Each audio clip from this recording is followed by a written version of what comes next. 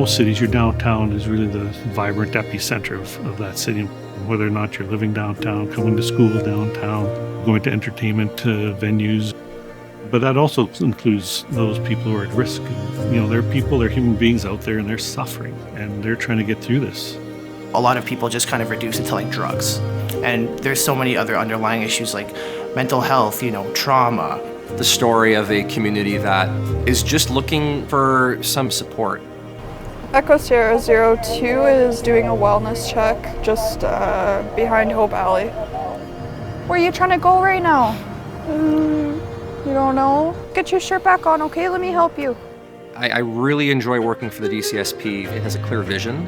The goal is to make downtown a safer place for everybody to work, to enjoy, to live in. It doesn't matter if they're there for a Jets game, they need long-term support, short-term support. We are the mobile Swiss Army knife of social supports.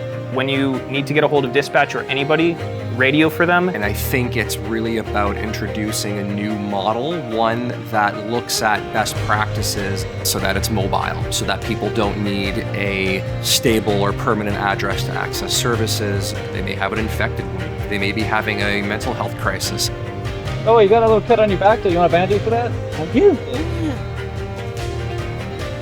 24/7 services, and being able to help people where they're at the right time, whatever that time of day is, as well as doing safe walks, courtesy walks, engaging with all members of our community downtown.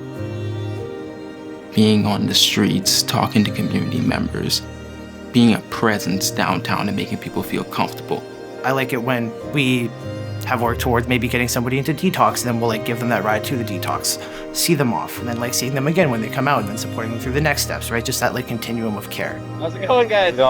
We're doing good. Remember when we were filling an application? Yeah. So you should be hearing back probably next week, man.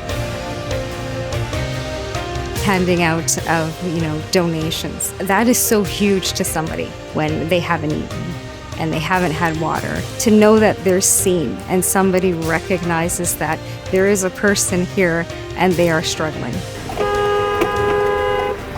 Hey, settle down. What's going on? What are you guys doing? Smarten up. Sandwich. Need a sandwich? I only have water right now. Don't be pushing her. No more fighting. It's a very complicated type of role. You have to have a very wide set of skills. They show the compassion. A lot of us have the lived experience and we're able to just get down to a person's level. People can come from a place where, in a way, lost hope in the system to a place like somebody cares, somebody sees me. How do you feel now? A bit better? Thank you. Yeah, you're welcome. We really try our best to relate with them and just create that trust. A lot of transports to hospitals, shelters, just the resources. Emergency services should really be for emergencies. It does alleviate EMS a lot.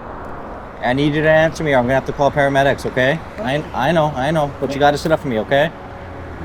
Can you sit up for me? So I just wanna know you're okay, brother. Yeah. Oh no, you can't go back to sleep. All right. We provide some advanced first aid training that they're able to do some proper assessing and triaging. And check your pulse, all right, brother? How much down did you take today?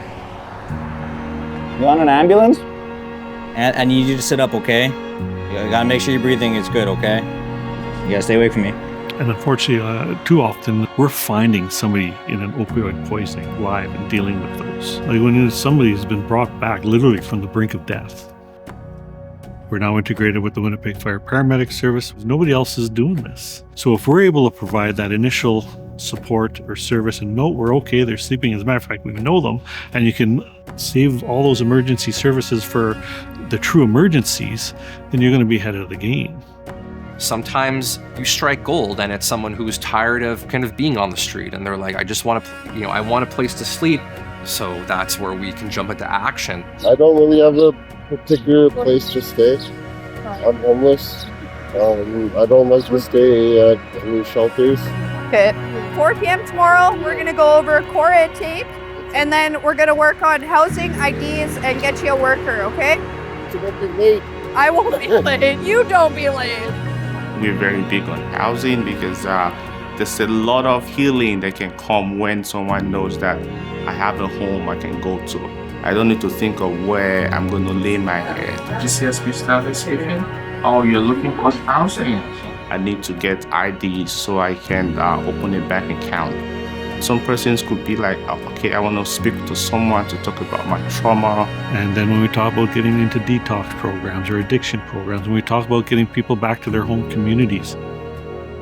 In the CAN department, dispatching, we are basically just like the big umbrella. So we're able to get everyone to the appropriate person that can best help them to the next step. The first year in 2021, we got about 500 requests from the community. This calendar year, we're projected to get between 10 to 12,000. The story behind that number is one of building trust, walking around, interacting with folks in a positive way, having the warmth and the capacity to know what this person's name is. I consider us far ahead of a lot of other cities and jurisdictions who are calling us and wondering what we're doing. They're really intrigued in how we've brought this together. And again, it's that constant frontline, street level connections with people. When we talk about revitalizing downtown, energizing it, I mean, that is really part of the mission here too, that people feel safe.